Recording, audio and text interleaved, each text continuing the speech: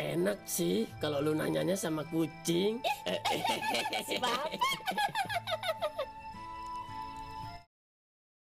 Malam itu, Peot duduk termenung di depan rumahnya yang sederhana. Pak Rungkad, ayahnya, duduk di sebelahnya dengan wajah lelah namun penuh harapan. Peot, sampai kapan kamu mau begini terus? Hidup kita memang sulit, tapi kalau kamu diam saja, kita nggak akan maju. Kata-kata Pak Rungkad menusuk hati Peot. Sejak dagangannya bangkrut, ia kehilangan semangat. Namun, melihat ayahnya yang masih berjuang meski sudah tua, ia merasa malu. Aku harus bangkit lagi. Aku harus jualan lagi, demi masa depan aku dan bapak, pikir Peot dalam hati. Ia teringat saat dulu berjualan nasi goreng. Banyak pelanggan yang menyukai masakannya. Kini, ia ingin kembali mencoba, meskipun jalannya tidak akan mudah. Sebelum lanjut, mohon subscribe channel ini dulu teman-teman dan tonton sampai akhir supaya tidak ada kesalahpahaman yang terjadi. Keesokan harinya, Peot menemui teman-temannya di geng 4G. Dhot, Kona, dan Robi. Mereka bertemu di sebuah warung kopi tempat mereka biasa nongkrong. Gue pengen jualan nasi goreng lagi, kayak dulu, ujar Peot dengan penuh tekad. Dhot menatapnya dengan kagum. Akhirnya lu sadar juga, Peot. Gue dukung lu, bro. Kona yang hobi membuat konten di media sosial langsung mendapat ide. Peot, kita bisa bantu promosiin dagangan lu lewat konten. Kita bikin video tentang perjuangan lu bangkit lagi. Tiffany, pacar Kona, juga menambahkan, iya, sekalian kita bikin konten sosial. Orang tua aku sering bersedekah ke orang-orang yang butuh. Kita bisa bikin video tentang itu dan ajak orang lain ikut membantu juga. Piot terharu. Ia tidak menyangka teman-temannya begitu mendukung.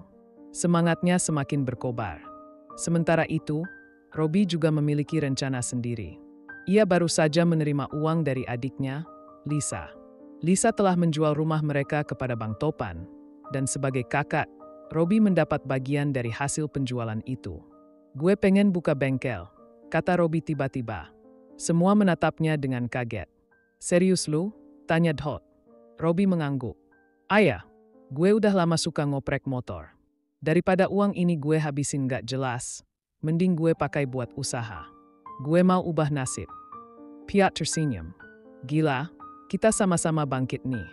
Semoga sukses ya, bro. Robi menepuk bahu Peot. Sama-sama, kita harus sukses. Di tengah perbincangan mereka, Dhot terlihat diam dan termenung. Peot menyadari perubahan raut wajahnya. Lu kenapa, Dot? Dhot menghela napas. Gue baru tahu kalau nyokap mau nikah lagi. Kona menatapnya dengan hati-hati. Terus, gimana perasaan lu? Dhot menunduk. Awalnya gue marah. Kayak, kok nyokap bisa sih suka sama orang lain? Tapi setelah gue pikir-pikir, nyokap juga manusia. Dia juga butuh bahagia. Selama laki-laki itu baik, gue harus ikhlas. Peot, Kona, dan Robi menepuk bahunya. Itu keputusan yang bijak, Dhot, kata Peot. Gue yakin nyokap lu pasti bangga punya anak kayak lu, tambah Kona. Dhot tersenyum kecil. Keputusan ini memang berat, tapi ia tahu itu yang terbaik. Di tempat lain, Bang Topan kini menjalani kehidupan baru sebagai ketua RT di kompleknya. Ia bukan hanya sibuk mengurus warga, tetapi juga sering digoda ibu-ibu komplek karena wajah tampannya. Bang Topan, udah punya istri belum? Tanya seorang ibu-ibu sambil tersenyum genit. Bang Topan hanya tertawa kecil. Belum, Bu. Lagi fokus kerja dulu. Meski sering digoda, ia tetap fokus pada tugasnya. Apalagi bulan Ramadan sebentar lagi tiba, dan sebagai ketua RT, ia ingin mengadakan berbagai acara untuk warga. Gue bakal ambil alih semua program Ramadan tahun ini.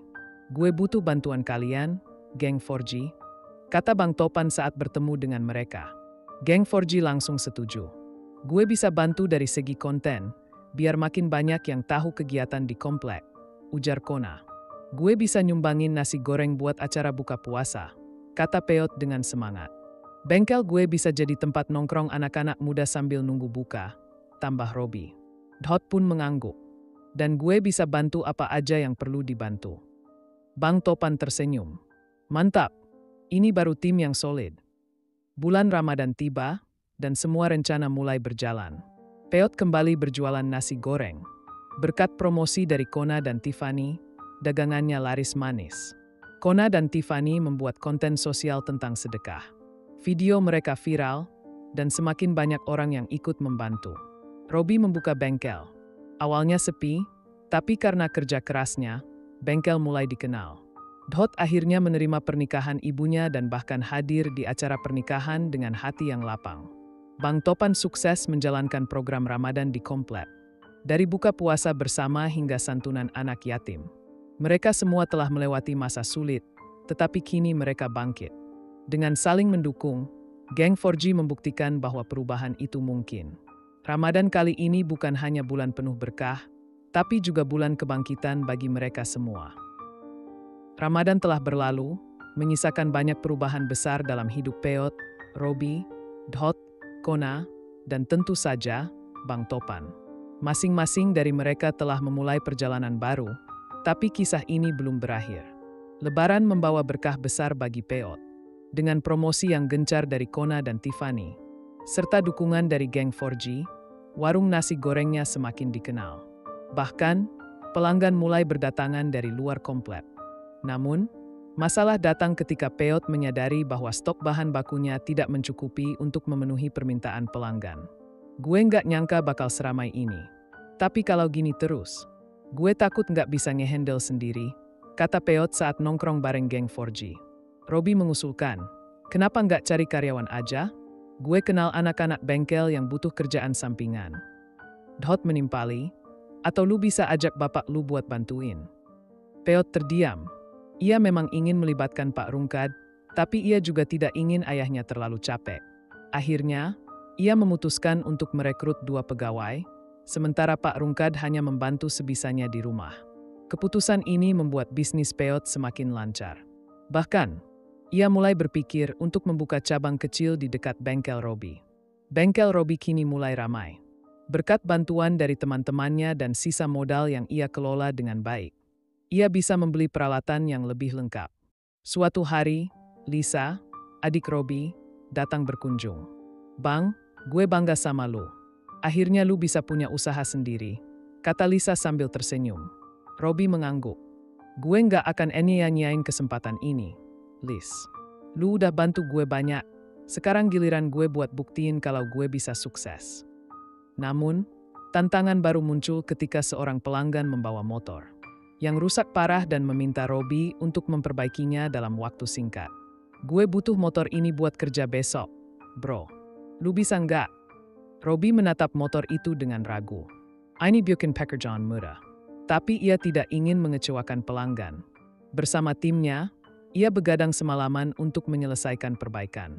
Esok paginya, pelanggan itu datang dan terkejut melihat motornya sudah kembali prima. Gila bro, lu emang mekanik jenius. Berita tentang keahlian Robbie pun menyebar. Pelanggannya semakin bertambah, dan bengkel Robbie resmi menjadi tempat favorit bagi banyak orang. Setelah ibunya menikah lagi, Dot mengalami fase adaptasi yang tidak mudah. Awalnya, ia masih canggung dengan ayah tirinya. Namun, suatu hari, saat hujan deras mengguyur kota, ayah tirinya tiba-tiba datang menjemputnya di tempat kerja. Dot, tadi ibumu khawatir. Gue jemput lu aja, yuk, katanya dengan ramah. Dot terdiam sejenak. Ia tidak terbiasa diperlakukan seperti itu oleh seorang ayah. Perlahan, ia mulai menerima bahwa laki-laki ini memang tulus menyayangi ibunya dan juga peduli padanya. Sejak saat itu, hubungan mereka mulai membaik. Dot mulai melihat sosok ayah tirinya sebagai bagian dari keluarganya sendiri. Setelah sukses dengan konten sedekah, Kona dan Tiffany mendapat banyak perhatian dari masyarakat. Bahkan, beberapa donatur mulai menghubungi mereka untuk menyalurkan bantuan ke orang-orang yang membutuhkan. Kona, kita nggak bisa berhenti di sini. Kita harus bikin sesuatu yang lebih besar, ujar Tiffany. Kona mengangguk. Mereka memutuskan untuk membuat sebuah komunitas sosial yang tidak hanya membagikan bantuan, tapi juga memberikan edukasi bagi anak-anak kurang mampu. Dengan bantuan dari orang tua Kona yang sudah terbiasa bersedekah, mereka mulai mengadakan program berbagi makanan mingguan dan kelas belajar gratis di komplek. Konten mereka semakin viral, dan kini mereka dikenal sebagai influencer yang tidak hanya mencari popularitas, tetapi juga membawa manfaat bagi banyak orang. Sebagai ketua RT, Bang Topan tidak hanya sibuk mengurus warga, tapi juga harus menghadapi berbagai keluhan dan tantangan. Salah satu masalah terbesar yang muncul setelah Ramadan adalah banyaknya sampah yang menumpuk di lingkungan komplek. Kalau begini terus, kita bisa kena masalah sama pemerintah kota, kata Bang Topan saat rapat dengan pengurus RT lainnya. Ia pun berinisiatif membuat program kebersihan lingkungan, di mana setiap warga harus ikut serta membersihkan kompleks secara rutin. Untuk membuat program ini menarik, ia meminta bantuan Kona untuk membuat video kampanye tentang pentingnya menjaga kebersihan. Selain itu, Bang Topan juga merancang berbagai kegiatan untuk mempererat hubungan antar warga, seperti turnamen futsal, bazar makanan, dan festival seni kecil-kecilan. Namun, ada satu hal yang masih mengganggunya. Setiap kali ia lewat, ibu-ibu kompleks selalu berusaha menggoda dan menjodohkannya dengan berbagai wanita. Bang Topan, ini ada keponakan saya, masih single loh. Bang Topan, kapan nikah? Jangan sibuk kerja teras. Bang Topan hanya bisa tersenyum kecut. Ia memang sibuk, tapi jauh di dalam hatinya, ia mulai berpikir, apa gue emang udah waktunya cari pasangan?